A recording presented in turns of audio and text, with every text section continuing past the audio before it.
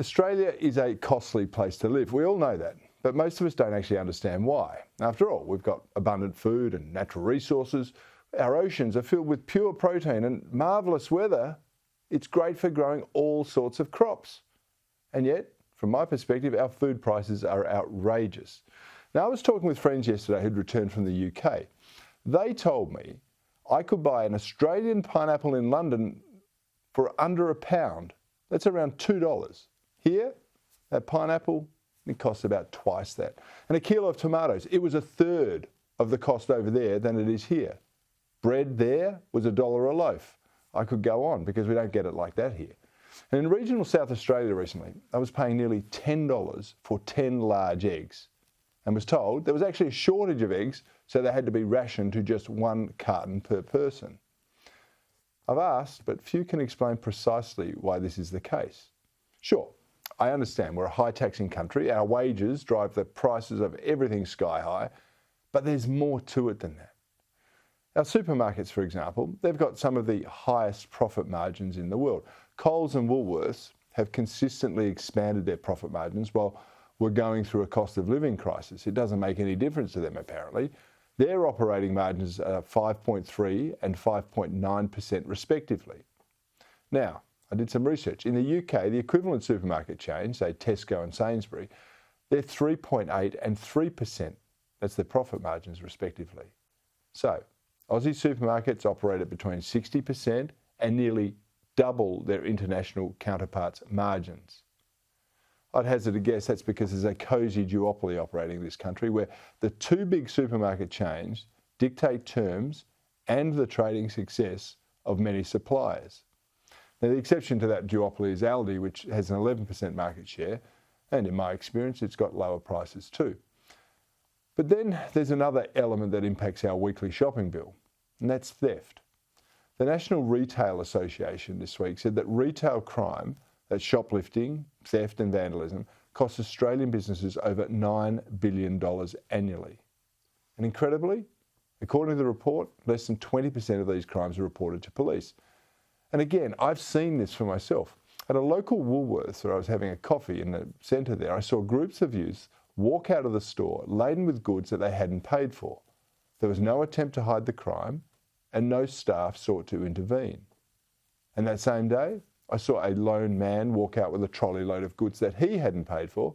And when a security officer did intervene, the man simply abandoned the cart in the street and he walked away. It was reminiscent of the lawlessness and looting in places like California that we see all over social media. And that's because there, theft is effectively decriminalised and, unsurprisingly, it's rampant. Quite why some people think the law shouldn't apply to them or doesn't apply to them is actually beyond me. But given the attitude of many in positions of authority, I can understand why some people think the law doesn't apply to them at all. I've heard myriad excuses, from poverty to cultural issues to all sorts, excusing what is basically criminal behaviour. To me, it's all rubbish. We've actually got plenty of services and safety nets in this country. No one has to steal to survive. They do it because they spend our welfare and our financial support on other things, and because they know they can actually get away with it. I have to tell you, it's not just the lower socio-economic spectrum that's actually ripping us off. When I was in politics, I regularly raised the rip-offs of government programs and social support services. And one of those exposés was the defrauding of our private health insurance system. Back when I was a newly minted senator in 2006, I gave a speech and said it was adding around $800 million to the cost of insuring our health. That's about $250 per private health insurance policy. And yet, the crooked medical practitioners who were doing this were getting away with it with next to no sanctions. Sure, I acknowledged in the speech sometimes they have to pay back the hundreds of thousands of dollars that they deliberately ripped off, but they still stayed in the system. Now, after I gave that speech, a representative of the Doctors' Union, that's the Australian Medical Association, came to see me to complain about the content. Apparently I'd maligned doctors, but in doing so, he admitted that Medicare fraud, which is separate to rip-offs of private health insurance, Medicare fraud costs the system around 10% of the annual medical budget. To give you an example of how much that is, The Medicare budget this year is more than $30 billion. And so if the theft numbers are the same, as the AMA suggested, more than $3 billion is being rorted by trusted professionals. Now that's much worse than the benefits leakage. Sorry, that's the benign description of medical insurance fraud that I identified in my 2006 speech. And to be honest, I've got no confidence this is diminished. But no one really wants to discuss it. It's a little too inconvenient.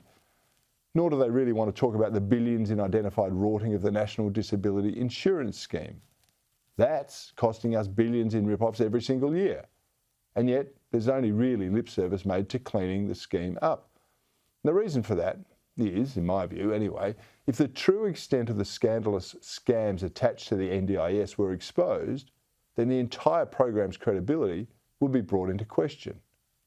And that would also entail then government making decisions that would directly impact some people living with a disability and their carers, not because they are doing the wrong thing, but because the system as it's currently operating is a black hole of mismanagement and poor design.